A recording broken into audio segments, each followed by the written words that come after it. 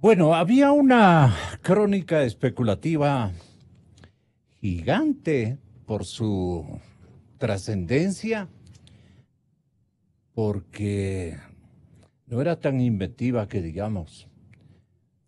Se están comprobando que Juan Cubi, hermano de Pablo, Juan Cubi, este, estaba en lo cierto y escribía él para Plan B bajo el título de ¿Quién es María Elsa Viteri?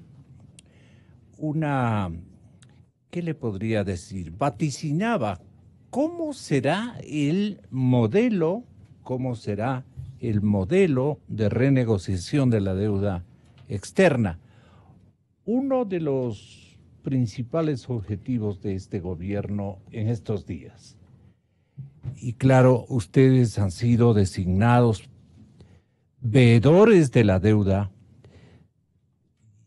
y queremos presentarles en nuestros micrófonos con sus pareceres, sus impresiones, lo que se ha avanzado, lo que falta que se esclarezca, qué elementos del arreglo de la deuda externa e interna, la deuda del Ecuador, se buscarán solucionar si los caminos están prendados de virtudes éticas o de lo contrario, pensar que seguramente si no hacemos como los veedores han determinado hay que hacer, pues flaco beneficio le podrían hacer al país que busca verdad en esto, especialmente en términos de cifras y de inventario de responsabilidades, que esto es lo más importante.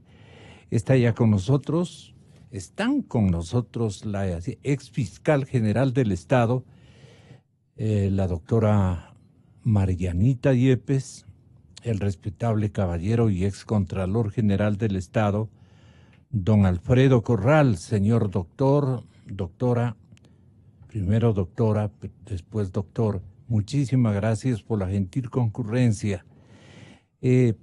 Podríamos conectarnos más adelante con el señor economista don Eduardo Valencia y estamos a la expectativa de don Patricio Alarcón, la auditoría de la deuda. Entonces yo aludía a esta especulativa crónica porque cuando yo le dije a Juan Cubi, ¿de dónde sacaste estos datos? Me dijo, no, estoy siguiendo más o menos una línea especulativa, dice, pero que a mí me da toda la impresión de que tenía un acercamiento a algunas cosas que están resultando tal y como él preveía. Él decía, ¿por qué María Elsa Viteri es la ministra de Economía? Su designación para la mayoría de ecuatorianos nos resultó sorpresiva,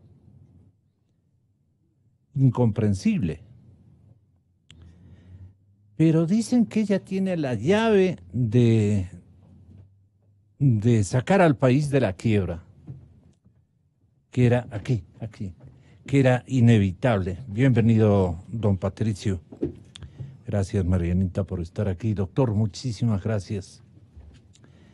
Bueno, su designación para la mayoría de los ecuatorianos resultó sorpresiva e incomprensible. Tendría una explicación, ella tiene la llave para sacar al país de la quiebra. ¿Y por qué dice eso? Más que por méritos, por conocimiento del tema económico, más que eso, por la funcionalidad. ¿Por qué? Porque dicen que María Elsa Viteri, la actual ministra de Economía y Finanzas, tiene una amistad de hermanos con los señores chinos. Y ella dice, cuidado, vayan a pensar mal de mí. Yo incluso estaba haciendo un negocio muy doméstico, muy pequeño, y estaba trabajando y andando en bus, dice, y por eso es que me pasó hasta un preámbulo de un accidente que nos llegó a más. Pero estos rumores tienen asidero si pensamos que la única medida posible para evitar el paquetazo es nuevamente el endeudamiento externo. Pero no hemos logrado siquiera mencionar responsabilidades para que la deuda externa, ¿cierto?, en su tamaño haya crecido de tal manera que no sabemos dónde está ese dinero, pues. Porque con ese dinero, todo lo que han gastado los chinos, gastado entre comillas, han invertido, han repartido, han contratado excontralor. Con ese dinero la figura económica del país habría cambiado ostensiblemente. ¿Cuál es el saldo que ustedes han establecido? El saldo que ustedes han establecido, el tamaño de la deuda. Escuchen, ecuatorianos, porque son los veedores los que pasan a intervenir después de esta premisa mal elaborada, y pido disculpas, pero en todo caso, esta es la realidad que quiere saber el país. ¿Por qué Elsa fue nombrada ministra de Economía? Porque es pana de los señores chinos. Y con los chinos nosotros tenemos la mayor parte de la deuda, el tamaño de la mayor parte de la deuda general pertenece a las contrataciones con los chinos. Y ahora nuevamente los chinos quieren lanzarnos una boya, interesados. Pero yo lo comienzo preguntándoles a ustedes, los veedores. ¿Ustedes van a permitir que sigamos con los chinos? ¿Vamos a permitir? Ustedes no tienen autoridad para frenar o anular o neutralizar cualquier aspiración que tenga o planes que tenga la ministra de Economía, porque no están para eso. Pero van a oponerse o van a criticar el hecho de que con los mismos chinos, sin mejorar el saldo, y esto me parece que es clave, sin mejorar el saldo, porque si es con el mismo saldo, ¿qué favor nos estamos logrando? Es una pregunta natural que nos hacemos los ecuatorianos. Voy con usted y con muchísimo afecto y credibilidad, doctor Alfredo. Usted comienza con la venia de Mariana Yepes, la ex fiscal general de la República, y con la presencia también de Patricio Alarcón. Muchas gracias, Gonzalo, por la invitación. Un cordial saludo a la doctora Mariana Yepes y al economista Patricio Alarcón aquí presentes, que con mi persona y con otras personas, economistas y abogados, integramos un grupo de veedores llamados por el Contralor General del Estado para acompañar a la institución en esta auditoría de la deuda pública. Siguiendo la trayectoria estructural que tenía el gobierno anterior, presidido por el economista Rafael Correa, para declararse campeón en corrupción e impunidad. El tema de la deuda fue tratado y procesado a través de una serie de artimañas de carácter legal para evitar cumplir con lo que ordena la Constitución de la República, que en primer lugar dice que solo se podrá contraer deuda pública cuando sean insuficientes los recursos del Estado.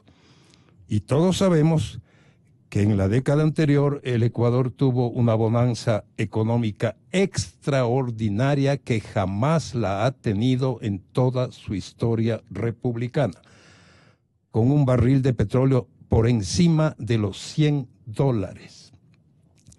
Entonces, la primera pregunta es, ¿había escasez de recursos? No. No había. Por lo tanto, la primera norma que se violó fue la norma suprema, la Constitución de la República, que dice que solo se podrá contraer deuda pública cuando los recursos económicos sean insuficientes. Luego se reformaron una serie de leyes, se derogaron cuerpos legales como la Ley de Transparencia Fiscal, la Ley Orgánica de Administración Financiera y Control, conocida como LOAFIC, para hacer mucho más fácil el endeudamiento. Así como para contratar a dedo se declaró en estado de emergencia todos los ámbitos del quehacer nacional, como es salud, educación, vialidad, etcétera, para contratar al instante, sin esperar los 15 días que tenía la Procuraduría y la Contraloría para emitir dictámenes o informes previos a la celebración de los contratos, porque 15 días era demasiado tiempo para el expresidente para poder contratar inmediatamente con la compañía Odebrecht y con otras compañías. ¿Qué se eliminó? Que el directorio del Banco Central emita un informe técnico previo al endeudamiento y que el Procurador General del Estado emita un informe jurídico previo al endeudamiento. ¿Y? Eso se eliminó. Y se creó un comité de deuda. ¿Cómo se eliminó aquello? Derogando la ley de transparencia y derogando la ley, la LOAFIC, con la vigencia del Código Orgánico de Planificación y Finanzas. Yo no necesito estos informes, dijo Correa, yo necesito ese dinero. No necesito. Pero los chinos también muy ofrecidos, ¿no, doctor? Ministra de Finanzas, porque en el día de ayer en el Comercio ella sostiene que las preventas o ventas petroleras no deben clasificarse o catalogarse como deuda pública. Yo lamentablemente discrepo con ella, pero con fundamento. ¿Por qué? Porque los préstamos son deuda pública, de acuerdo con el propio artículo 137 del Código Orgánico de Planificación y Finanzas. ¿Qué dice el 137? Dice que se consideran deuda pública, entre otros aspectos.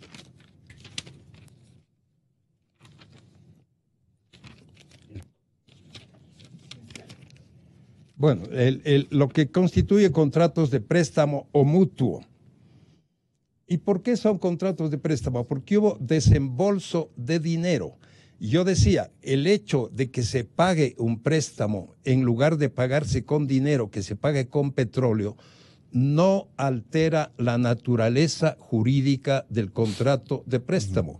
Lo que ha ocurrido es que han hecho una simulación de un contrato de préstamo queriendo disfrazarlo como si fuese un contrato comercial de compra-venta, que no lo es. Una persona puede recibir un dinero en préstamo y puede pagarlo en dinero, que es lo común o corriente, o puede pagarlo con otro producto o con otro bien que no sea dinero, pero eso no elimina la condición de préstamo.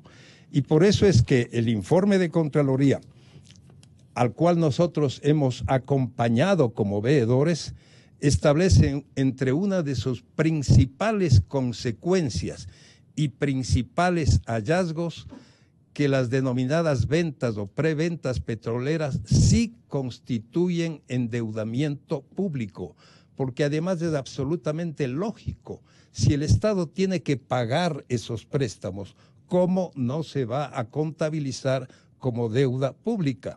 Igual, si el Estado tiene que pagar las deudas a las instituciones ecuatorianas, como son el IES, el Banco Central, Petroamazonas, etcétera, si es deuda que tiene que ser pagada por el Estado ecuatoriano, ¿cómo no va a ser considerada como deuda pública? Porque la deuda pública comprende la deuda externa y la deuda interna.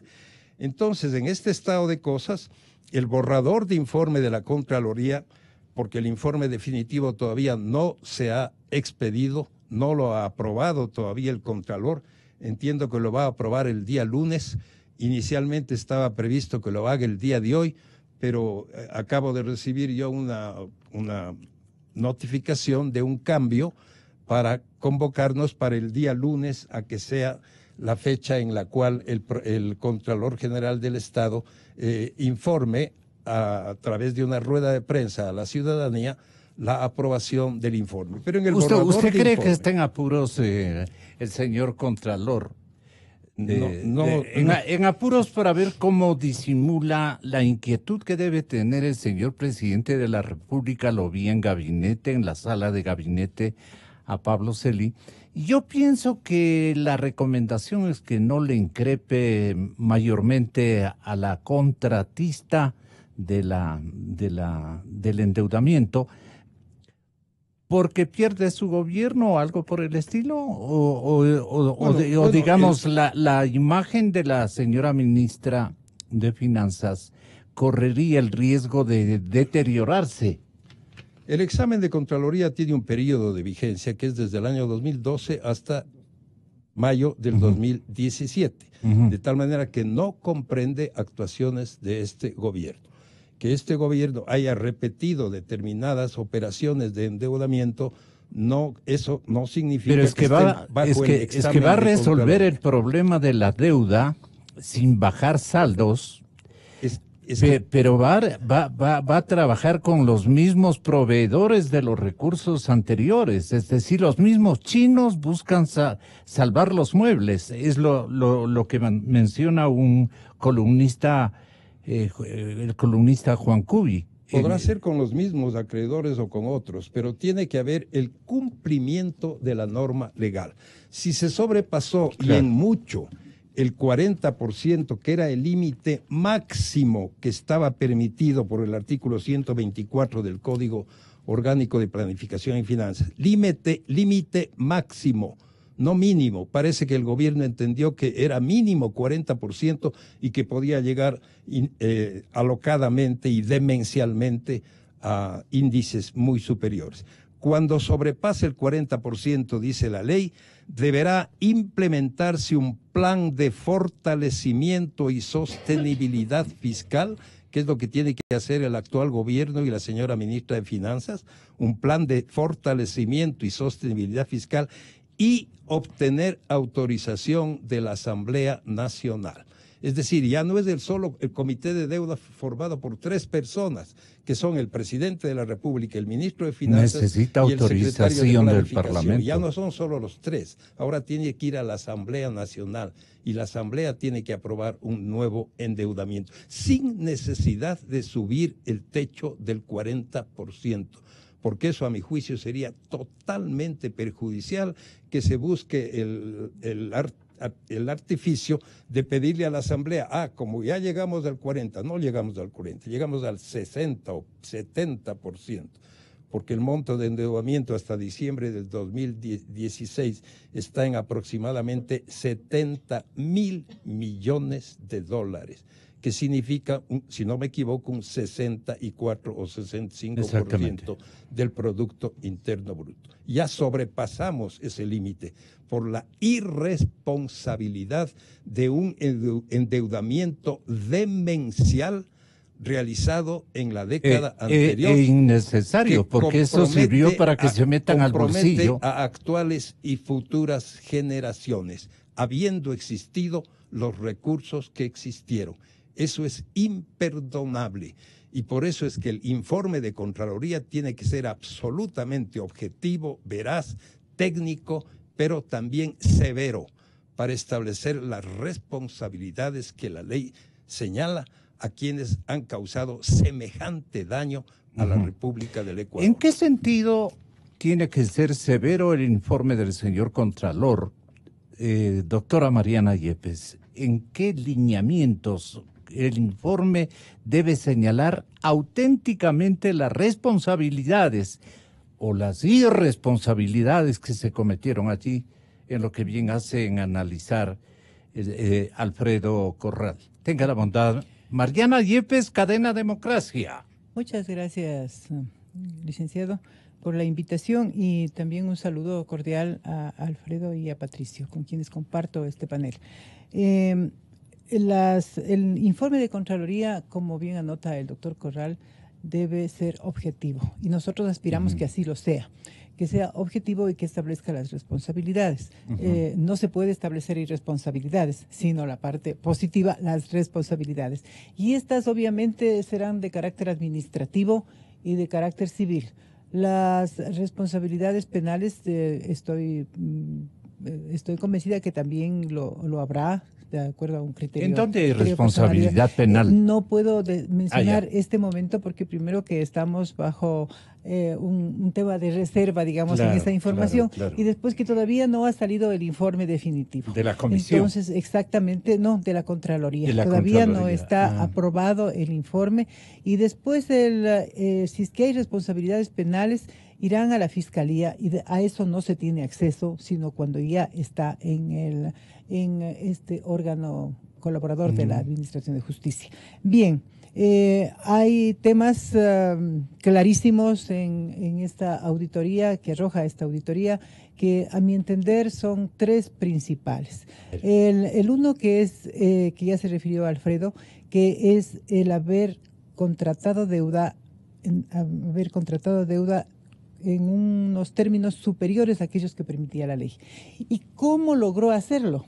Logró hacerlo creando una ficción de que no estaba violentando la ley. Primero dictó un reglamento que modificaba la ley que establecía el tope máximo del 40% con relación al Producto Interno Bruto. Entonces creó una modalidad de cálculo modificando el reglamento, modificando la ley. Y después dictó un decreto que modificaba el reglamento. Entonces modificó la ley, que es una facultad solo del órgano legislativo. Privativo del Parlamento. Exactamente. Se abrogó funciones legislativas y con toda la inteligencia, digamos, sí, para confundir a la ciudadanía, estableció un reglamento. Astucia, diría yo. Sí, para decir el término adecuado, ¿no? Entonces sería que modificó la ley. Claro. Él modificó personalmente, porque sí tiene facultades el presidente de la República de dictar reglamentos y de dictar decretos, pero no con eso se puede interpretar, o sea, y modificar una ley. El reglamento lo que tiene más bien es la finalidad de facilitar la aplicación de la ley y no modificarla. Ya. Entonces, de esa forma ya... Pero tenía mayoría inclusive, no quería que sepan que estaba en, Claro, en esos trances, porque además, sus propios allegados políticos. Exactamente, porque Claro. sucede que podía tener eso, tal vez se demoraba un poco más, y ahí también significaba que iba a modificar la ley.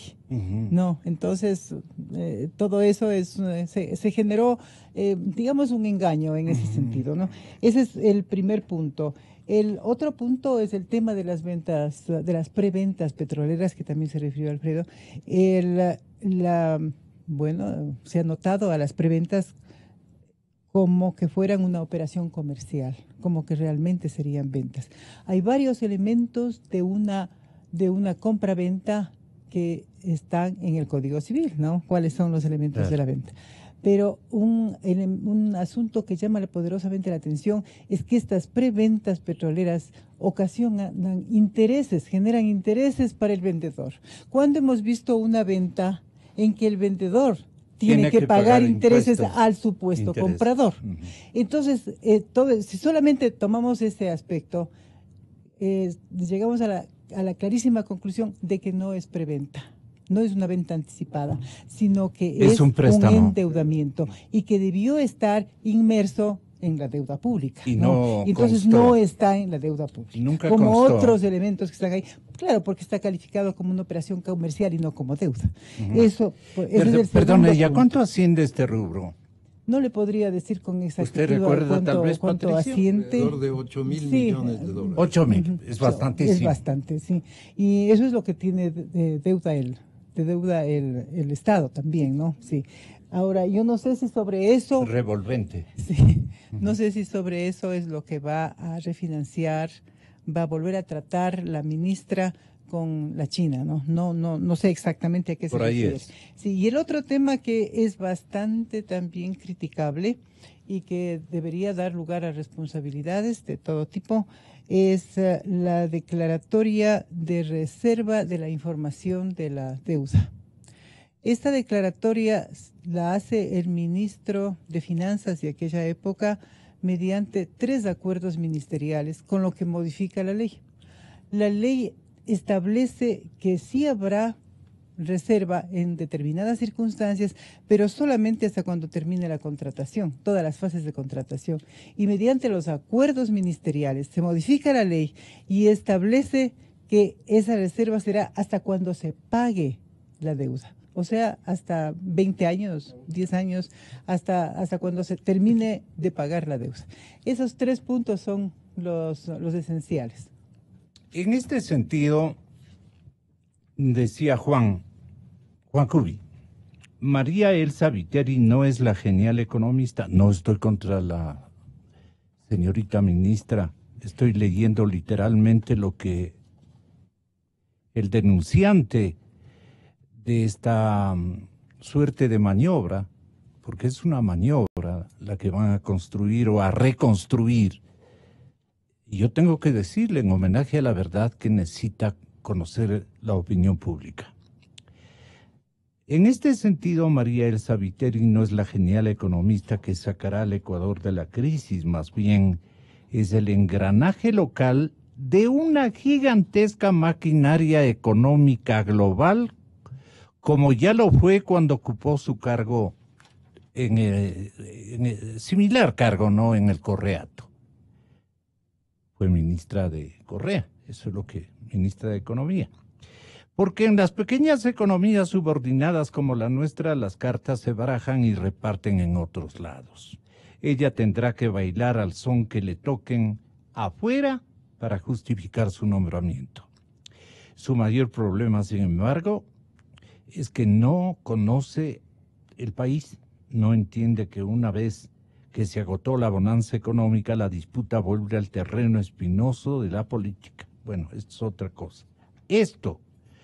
¿Cómo pretende la ministra Viteri justificar medidas que únicamente patean el problema hacia adelante y que impajaritablemente representarán un alto costo para el país en el futuro?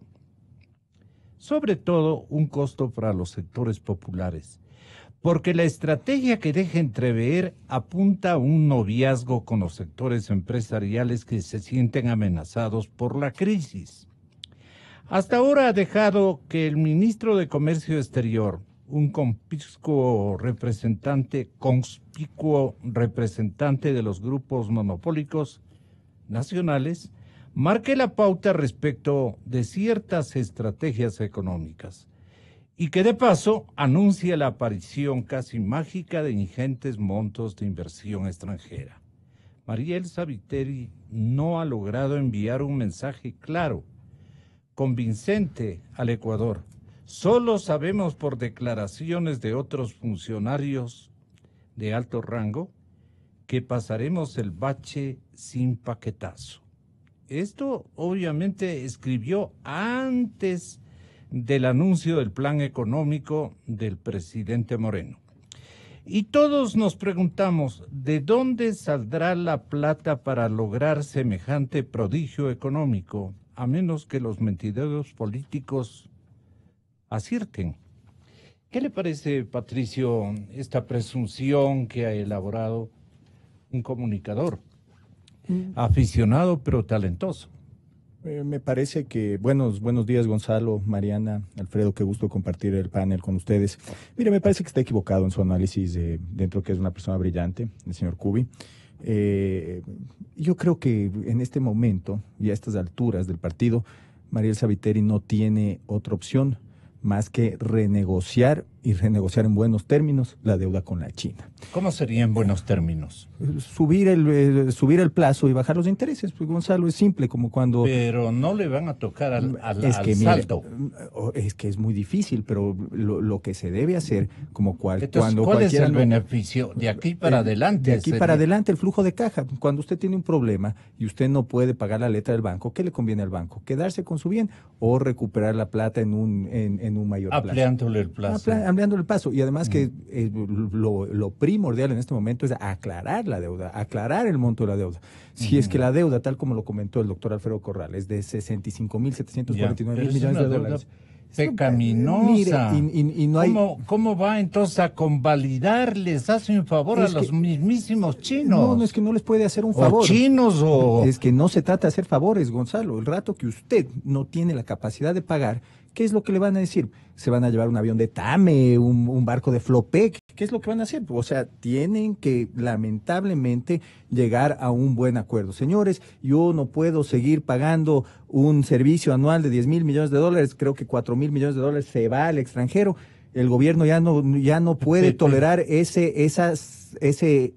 gasto oneroso que tiene que cumplir con los intereses y con el capital. Entonces tiene que llegar a mejores términos. Lamentablemente... En mi otro turno, debería decir, en mi otro turno, cuando fui ministra de Correa, el presidente Correa manoseó todas las leyes, cambió todos los reglamentos, canceló, decretó, creó el ambiente para que arreglemos con ustedes a tales costos estos endeudamientos. Como esto nos ha llevado a una especie de quiebra, hagan el favor de por lo menos reducirme parte de estos extraordinarios beneficios para yo poder garantizarles el pago. Es que más allá de eso, cuando el país ya no tiene capacidad de pagos, se deben llegar a acuerdos, no existen otra opción. ¿No tiene capacidad de negociación? Es que tiene capacidad de negociación, pero si usted no puede pagar, ¿qué es lo que va a suceder? Le van a esperar, le van a ampliar los plazos, le puede renegociar tasas de intereses, y tenemos que ver cuál va a ser la manera, cómo lo van a hacer, porque ya fue clara la ministra Viteri, ella dijo, va a tener que renegociar con la China. Y por más, mire, está equivocado el análisis del señor Cubi, porque mire, por más que la ministra Viteri no conceptualmente esté de acuerdo en la anterior visión del presidente Correa, el país ya no va a poder seguir con el mismo modelo. Mire lo que está sucediendo. Y además, no está siguiendo los lineamientos tampoco del ministro de Comercio Exterior. Lo que pide es ampliación de plazo. ¿Qué más puede pedir? Bueno, es que no es suficiente. Reducción de la tasa. Bajar la tasa, ampliar el plazo, eso es mejor que un default. Y además, mire, no es suficiente lo que se está planteando. No es suficiente lo que se está planteando, porque el mensaje que envió el presidente Moreno... Es veedor, ¿no? Yo soy veedor de la deuda. Y mire, y le voy a decir otra cosa, hablando de la deuda... Bueno para el país su veeduría, pues. No, ¿Cómo va a estar de parte del país? Pues. Yo estoy de parte del país, y el país tiene que renegociar la deuda, Gonzalo. Pero ustedes le van a decir a la ministra, al presidente Moreno, mire, al señor Contralor, le tienen que decir... Bueno, es que ya eso ya no está en manos de la Contraloría, Gonzalo. Estos caminos equivocados no deben volverse a recorrer. No pueden volverse a recorrer, y lo que decía el doctor Corral es cierto, o sea, no se puede cambiar así por así el techo de la deuda, ya tiene que hacerse con responsabilidad. Yo creo que no es técnico tampoco, no, un país no debe marcar un techo del 40, del 100. Pero el saldo... Bueno, el saldo de la deuda hay que pagarlo, pues ya adquirimos esa deuda, ahora lo que debemos esperar es que se amplíe el plazo y se baje el interés. Una deuda es deuda, cuando usted quiere una deuda no tiene otra opción más que honrarla, eso es lo ético. Por más que el gerente anterior destruyó la compañía, bueno, poco a poco habrá que ir saldando las cuentas, y eso es lógico, eso hay que hacerlo. ¿Usted está de acuerdo, doctor Alfredo? La deuda fue contraída violando disposiciones constitucionales y legales. A mi juicio es, por consiguiente, ilegal.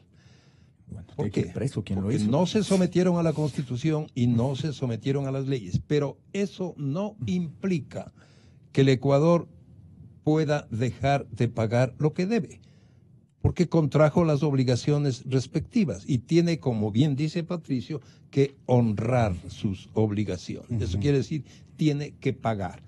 ¿Cómo va a pagar? Ese es el gran dilema que tiene el país. Le interrumpo cordialmente y respetuosamente. El señor presidente Moreno, que se ha quejado permanentemente desde el comienzo de su mandato, se ha quejado de que le dejó una mesa no servida, pues, le dejó una deuda increíblemente grande y negociada en condiciones perjudiciales, según su óptica para el país.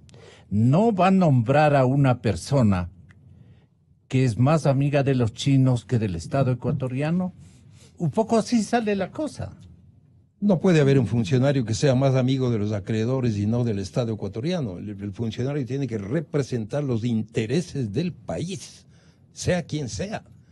No puede ser amigo de determinados acreedores chinos o no chinos y perjudicar de esa manera los intereses del Pero país. dicen que le han escogido porque es pana de los chinos. No tengo la ¿Y esa menor idea promoción? si esa habrá sido la razón por la cual el señor presidente de la República le sustituyó en el Ministerio de Finanzas al economista, creo que era Pablo de la Torre, Carlos de la Torre, perdón, con la economista María Elsa Viteri.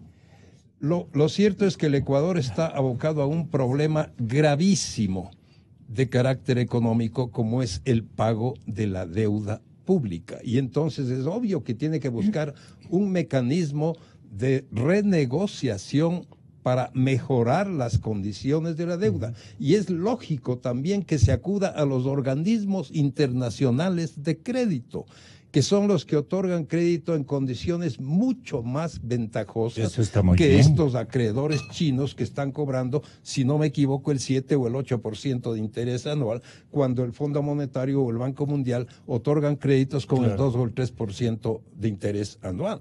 Es una locura haberse endeudado en esa forma, habiendo otros mecanismos de endeudamiento más ventajosos para el país. Y es una locura haberse endeudado teniendo recursos suficientes. ¿Qué hace un padre de familia para construir una casa? Si tiene recursos, construye con sus propios recursos una casa para sus hijos. Si no tiene recursos, acude a un crédito bancario o de alguna otra institución para endeudarse y con las limitaciones de que pueda pagar después lo que debe, porque es muy fácil convertirse en deudor y después viene el problema gravísimo de no poder pagar la deuda que se ha contraído. Esto del secretismo que mencionó la doctora Mariana Yepes es gravísimo, porque se ha pretendido mantener ocultas las operaciones de crédito que el Ecuador realizó, amparándose en una disposición del Código Orgánico de Planificación y Finanzas del artículo 137, pero ese artículo establece dos condiciones para que se declare reservada una operación, y es que se afecte, que pudiera generar pérdidas o condiciones desfavorables a los intereses del Estado, y luego que la reserva solo puede llegar hasta la culminación de la operación crediticia, o sea, hasta que se celebra el contrato de crédito, hasta que se realiza el desembolso del préstamo, pero nunca puede llegar la reserva hasta el último pago que tiene que realizar el Ecuador después de 5, 10, 15, 20 o 30 años, como están determinando los exministros de Finanzas. Eso es absolutamente contrario a la ley y por eso es que este secretismo tiene que ser debidamente analizado en la determinación de responsabilidades que le corresponde realizar a la Contraloría General del Estado, porque ya la Contraloría tiene prácticamente el informe listo. El borrador de informe fue leído, los auditados han tenido oportunidad de presentar sus puntos de vista, sus observaciones, sus impugnaciones, etcétera. El informe debe ser emitido ya por el señor Contralor General del Estado y luego viene la etapa de determinación de responsabilidades, en las que puede haber la responsabilidad administrativa, que es multa y destitución a quienes todavía se encuentren en funciones, a quienes estén todavía ejerciendo las funciones en el sector público, y pueden también haber determinación de responsabilidades civiles si la Contraloría determina perjuicios causados al Estado ecuatoriano. Y por fin puede haber responsabilidades de índole penal si es que la Contraloría así lo considera, en cuyo caso, como bien dijo la doctora Yepes, el informe con esas responsabilidades va directamente a la Fiscalía General del Estado. Entre el 70 y 80% de la deuda general, de la deuda ecuatoriana, de la deuda externa, está en manos de la República de China y sus corporaciones que son conocidas, son estatales. Simulan ser particulares o privadas, pero son del Estado, todas las empresas. Entonces es una sola deuda, es un solo saldo. Consulto a otro empresario, esta vez en la ciudad de Guayaquil, Pablo Arosemena. Entonces, el arreglo que tenga que hacer, ¿no es cierto?, la ministra María Elsa Viteri, tiene antecedentes en permisividades muchas de carácter, digamos, equívocos o un afianzamiento de amistad comercial casi entre el señor expresidente Correa y los señores chinos. ¿Eso debe continuar o María Elsa Viteri tiene que asistir a este otro capítulo de su vida profesional con un presidente que dice, no, pues si arreglamos de nuevo con los chinos tenemos que cambiar de ítems, ¿no es cierto? Cambiar los procedimientos, cambiar las condiciones que ustedes suelen llamar y los banqueros suelen llamar. ¿Qué opinión tiene usted del pasado y del presente respecto de la deuda? Economista Arosemena, bienvenido, muy buenos días. Le comento que aquí estamos discutiendo con los veedores Mariana Yepes, Alfredo Corral y Patricio Alarcón. Patricio dice que hay que honrar las obligaciones en los términos que habíamos convenido por el respecto al saldo, porque yo decía en el arreglo, no va a variar el saldo. Entonces, ¿para qué el señor presidente confía en María Elsa, diciendo de que es muy amiga de los señores chinos? Tenga la bondad, ¿usted qué opinión tiene para convencernos a todos los ecuatorianos de que los pasos que se están dando son los correctos? Bueno, muy buenos días a todo ese panel de lujo y también pues saludo para todos los radioescuchas.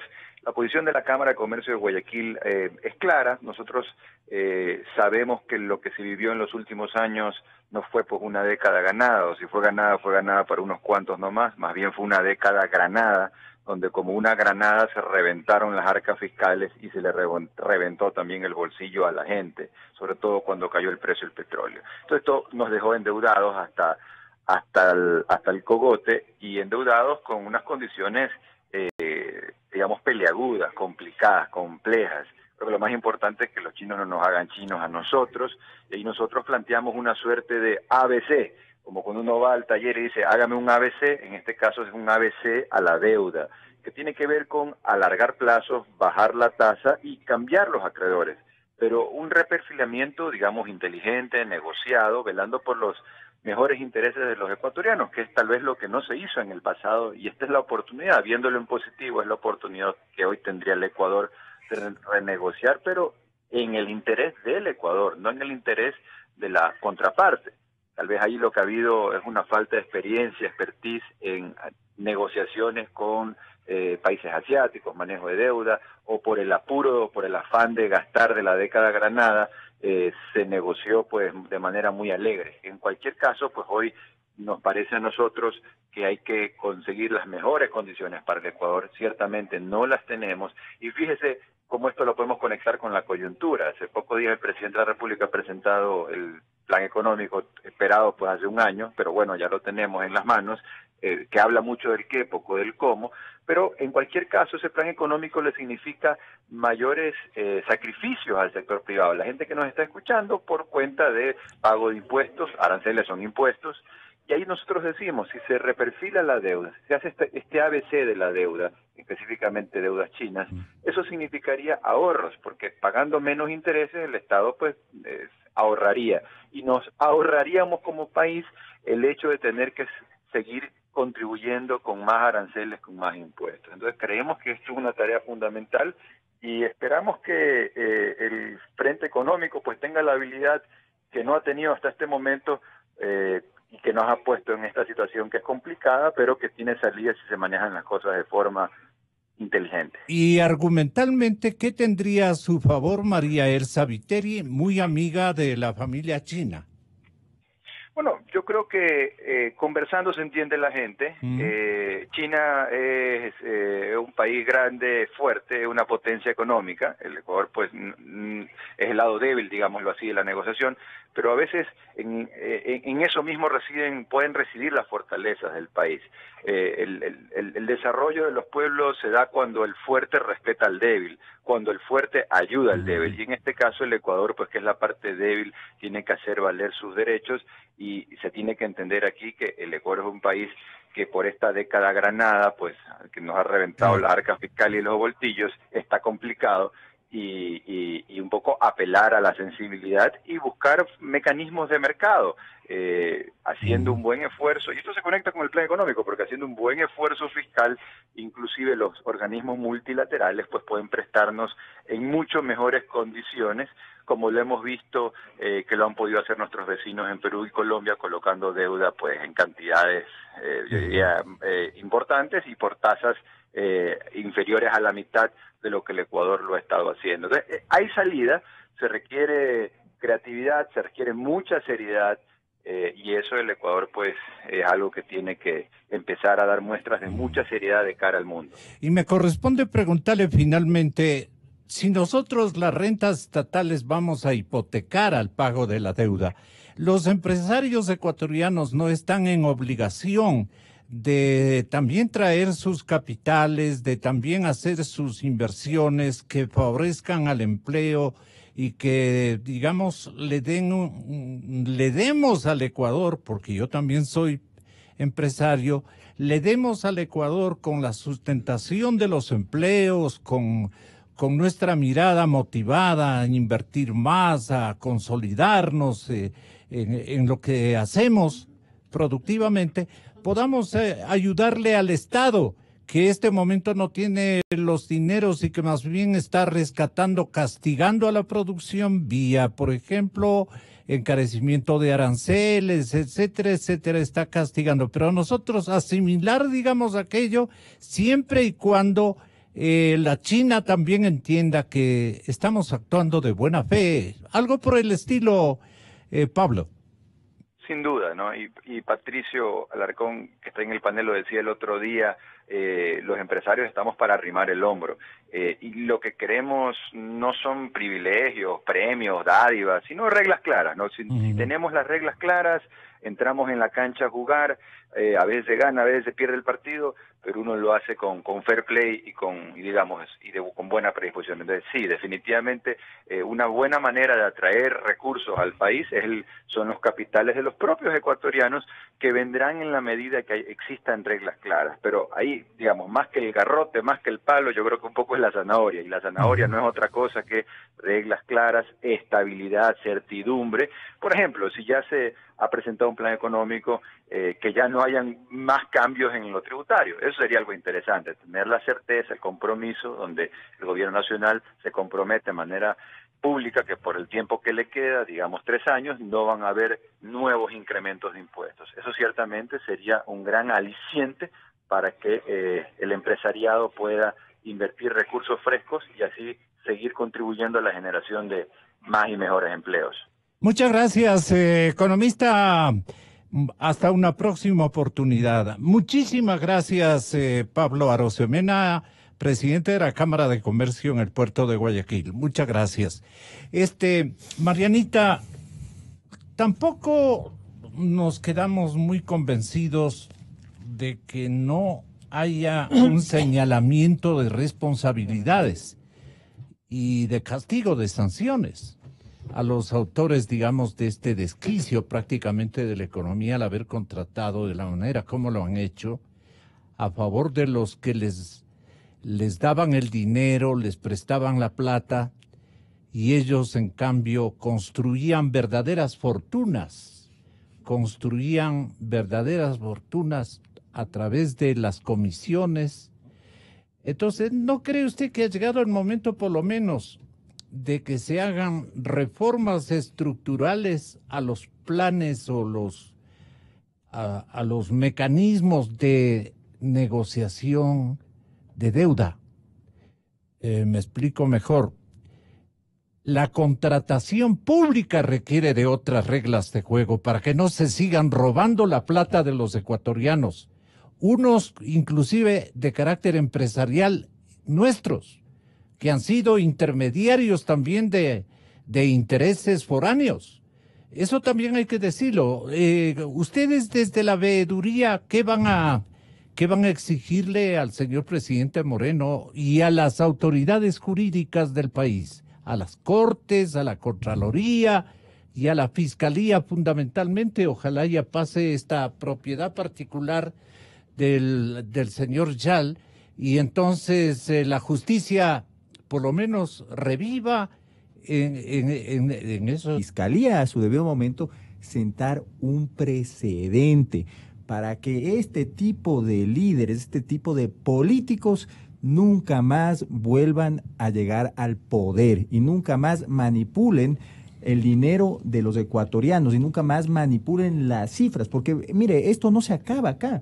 No tenemos claro cuál es el monto de la deuda. Existe un informe, lo que el Ministerio de Finanzas ha entregado a la Contraloría es un pasivo que suma 65.749 millones de dólares.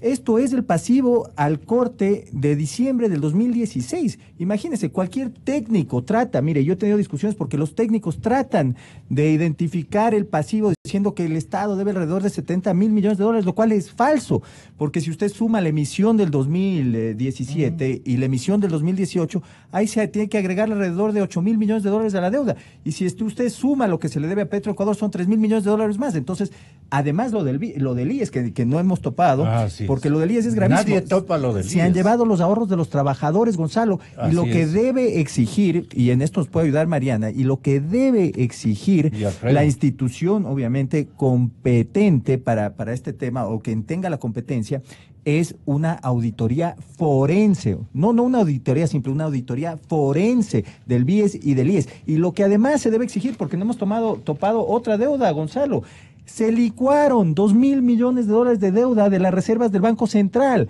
Se tomaron esa plata y pagaron hábilmente 2.000 millones de dólares en acciones de la banca pública. Entonces todo eso se debe devolver. ¿A quién? A los depositantes, a los ciudadanos. ¿Qué van a pedir los veedores, Marianita?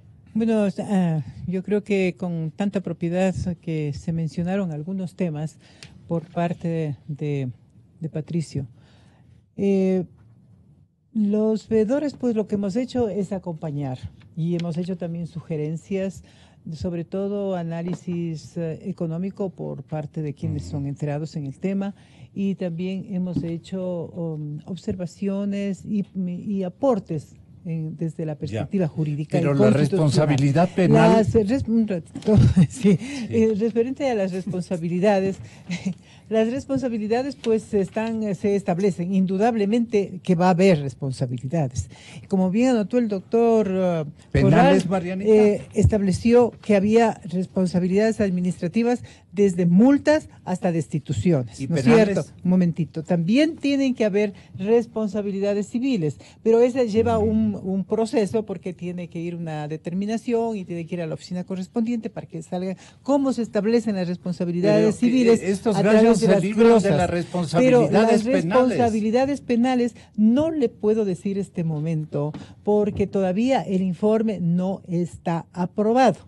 La aprobación iba a ser hoy día y iba a haber una rueda de prensa, pero va a ser el día lunes. Entonces, hasta el día lunes yo me voy a inhibir de hacer cualquier pronunciamiento de qué clase de cómo van a ser esas responsabilidades No nos penales. quiere dar la Pero primicia. yo no voy a darle porque no está, no tengo. No, primero no, que le estoy por gastando una ética broma.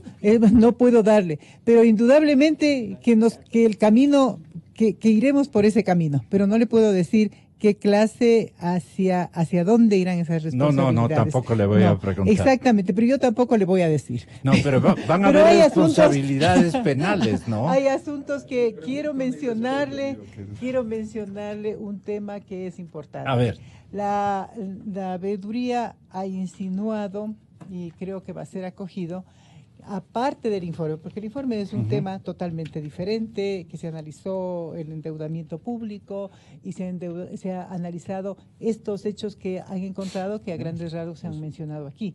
y generará responsabilidades. Ese Pero es nosotros otro. hemos sugerido plantear una demanda constitucional porque existen normas constitucionales que han sido violentadas.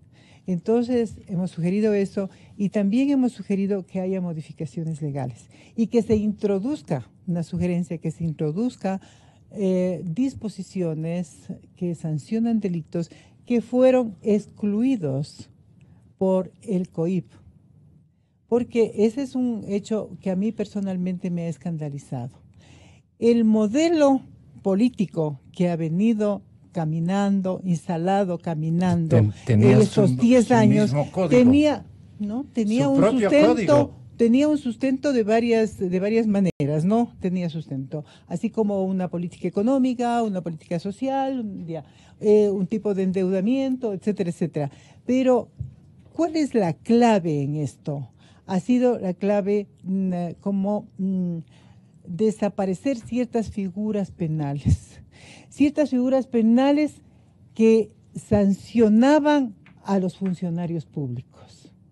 Y solamente ha incrementado las penas y ha creado más delitos para sancionar a los ciudadanos. Fíjese ahí, ¿cómo encontramos? Encontramos un representante del gobierno fuerte, castigador a la ciudadanía, pero que protege a quienes colaboran con él. Eso es gravísimo. Entonces, de eso también hemos sugerido. Eso nace de este estudio que hemos colaborado. Nosotros no hemos estado haciendo la auditoría, sino acompañando, y ahí hemos encontrado estas cosas. El doctor Corral anotó algo sumamente importante, que esta deuda es ilegal. Yo comparto eso, que es ilegal, pero no es ilegítima, como en alguna ocasión se llegó a calificar. No, porque se dijo que era ilegítima. Para eso se contrató un grupo de personas, inclusive internacionales, que vinieron acá, hicieron un análisis y se declaró la ilegitimidad de la deuda. ¿Cuáles fueron los efectos?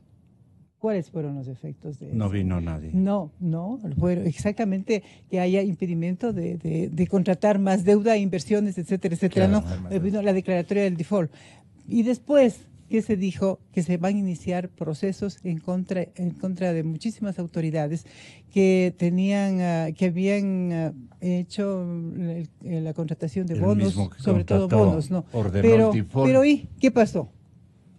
Nada, absolutamente nada. Por eso mi Entonces, escepticismo. esta es una declaratoria más real, que la deuda es ilegal y que genera responsabilidades, porque lo otro no, era una declaración lírica que, ¿cómo así una sola de las partes contratantes de un crédito va a decir que es ilegítima? Es como más o menos cuando nosotros peleábamos por el protocolo de Río de Janeiro, ¿no? Así. Y ahí más bien era inejecutable, no solamente ilegítimo. ¿Cuáles son sus escepticismos? Con usted terminamos, lo que quiera decirnos. Y especialmente el tema de la connotación penal, las responsabilidades penales de Correa. Usted está obsesionado, Gonzalo, con las responsabilidades penales. Claro. Guarde un poquito de paciencia, que el informe será aprobado el día lunes y la Contraloría General del Estado es la que tiene que establecer las responsabilidades consiguientes como consecuencia del informe que ha realizado a la deuda pública. Paciencia. Paciencia. Gracias, doctor. Marianita, muchas gracias. Gracias también. Encantado. Gonzalo, gracias. Volvemos, señoras y señores, mañana, dando la vuelta un poquito al sartén, pero obvio, volveremos con el tema buscando la verdad. Gonzalo Rosero, credibilidad incuestionable.